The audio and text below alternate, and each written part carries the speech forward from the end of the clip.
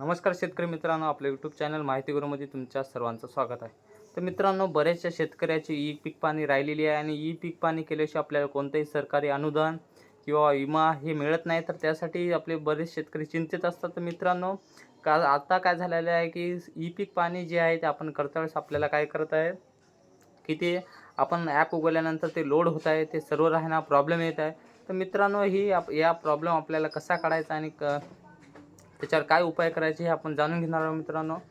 एक तर आहे ना, तुमच्या मोबाईलमध्ये कसं आहे मित्रांनो, हे सर्व्हर जर जास्त प्रॉब्लेम देत असेल तर तुम्ही काय करा की तुमच्या मोबाईलमध्ये जास्तीत जास्त होईल तेवढं आहे ना रॅम आहे ना, जे तुमचं स्टोरेज आहे ते फ्री करा. कारण की जेवढं स्टोरेज फ्री राहील तेवढं हे ॲप लवकर चालेल.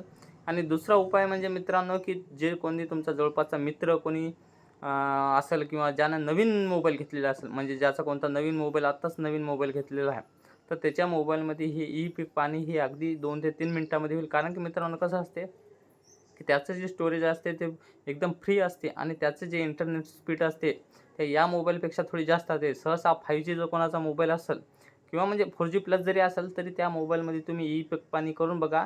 तुमची ई पीक पाणी हे अगदी 2 मिनिटामध्ये होईल. ज्यानं कोणी म्हणजे मागच्या 2-4 महिन्यामध्ये किंवा 6 मध्ये ज्यानं कोणी नवीन मोबाईल घेतला असेल, त्याच्या मोबाईलमध्ये तुम्ही ई पीक पाणी करा मित्रांनो. तुमची ई पीक पाणी ही अगदी 2 मिनिटामध्ये होईल.